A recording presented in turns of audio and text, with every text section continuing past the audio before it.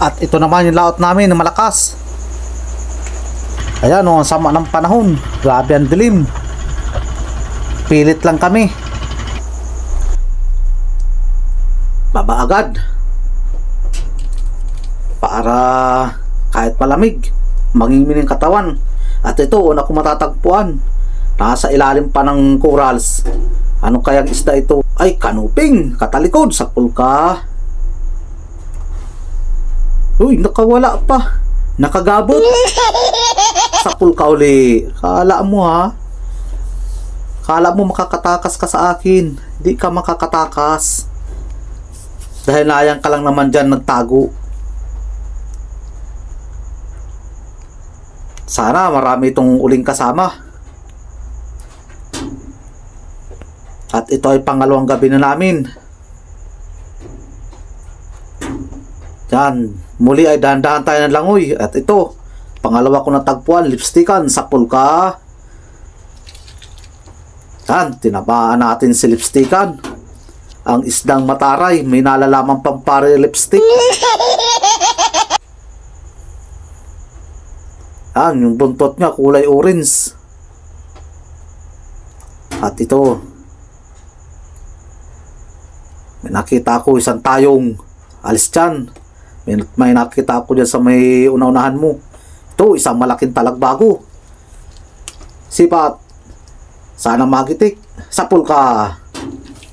Yan, nagitik na nga. Sabi ko na. Malapad ito. Ito yung ibang klaseng talagbago. Nalalapad talaga siya. Halos ang isang piraso niyang kalahating kilo. Kaya lang, pambihira na ito sa ngayon. Kaya nung unang paman, ako yung nagsisisid, talagang pambihira man itong mapana.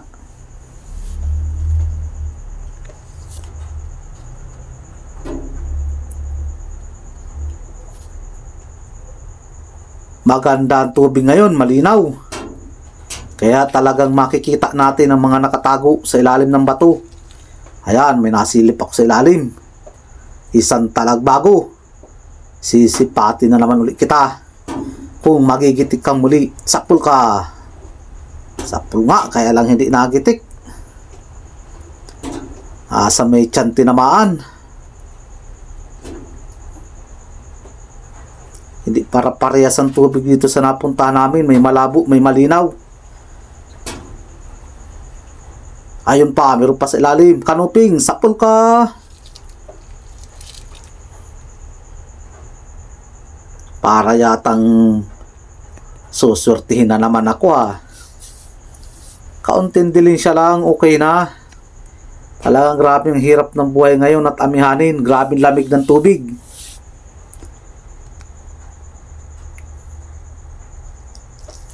Parang may yelo.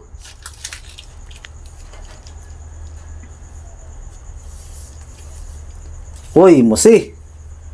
Kaya lang, di ko man ito kinukuha. Abala ito pag papana. Hindi po pwede may sima. Kailangan yung walang sima. At ito, mayroon pa sa ilalim. Kanuping na naman. Sipat. Sapul ka. Nagitik.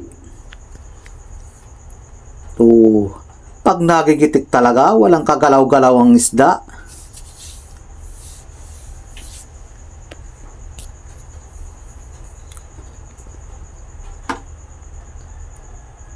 Ay, ito nga pala yung natagpuan ko mag-asawa na octopus. Malaking mag-asawa. Yung isa ay pinapakwa ko dun sa kasama ko. Yun o. Yun, nagliliwanag na yun. Sinusungkit niya yun. Nagpatulong na ako sa kanya. At hirapin ako pag mag-isa lang at may hawak akong camera. Kaya kailangan talaga alalay ng kasama pag ganito may matatagpuan ka mag-asawang manala.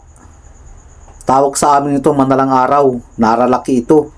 At iba naman yung manalang araw sa gabi. Iba naman yung manala sa gabi. Yun ay maliit lang. Ayan, pinagtabi ko na. Parehas malaki. Hindi yan bababa sa 4 na kilo ang isa. Yan, nagpatulong ako sa kanila. At mahirap pag nag-iisa. At pag nakapitan ka niya na sa ilalim ng bato ay mahirap pa.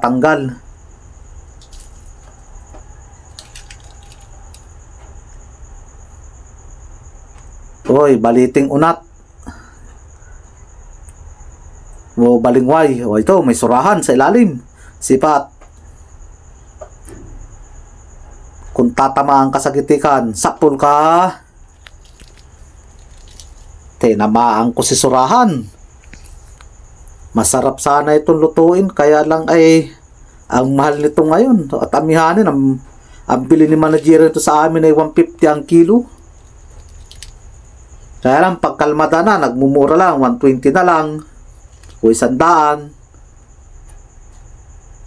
Kaya binibinta ko at pandaradagdag. Yan, huwag ka nang pumalag at nakalampas ang pana ko sa iyo. May sima yan. Hindi ka na makakatakas dyan.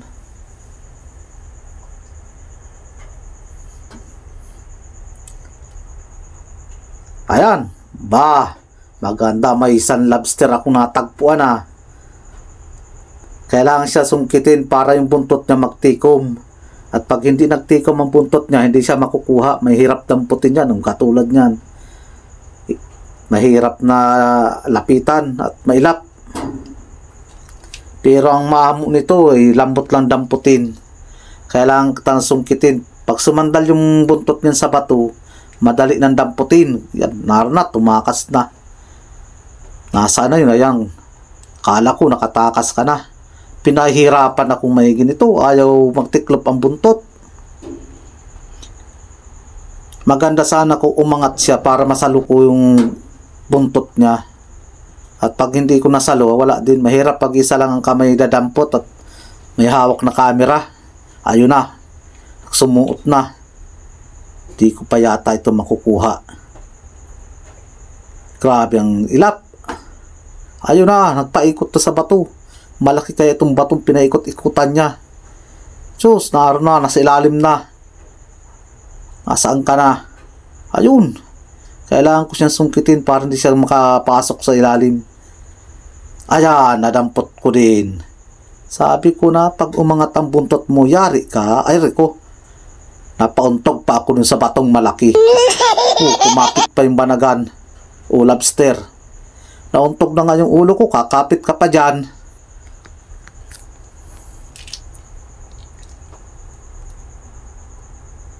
Yoy, dito, may nasa ilalim.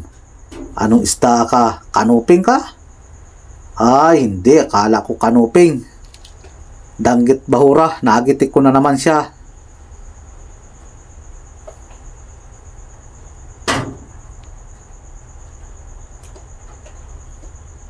Di naman siya gaanong kalakihan. Kaya panguulam ko lang ito. Yun. May isang lapu-lapu o suno. Yun, sisipatin ko siya kung magigitik. Sipat, sapul ka. Ay, hindi nagitik. Hindi na ito bababa sa 1 kilo. Mahal na rin ang kilo nito. 200 ang kilo kay Manajira. Kaya lang, pambira na ito mapana. Bira na ako nung makatagpo nito.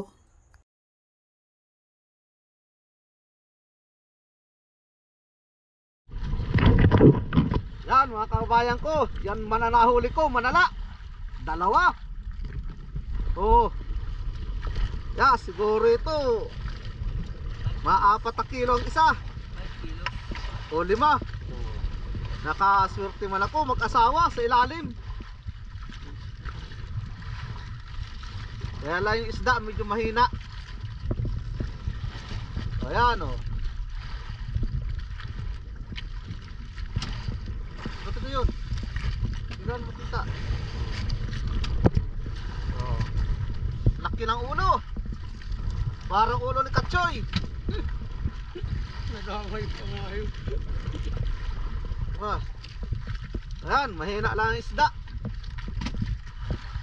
Tsaga lang kahit malamig. Yung dating mahaba, nag-ikli. Sobrang lamig.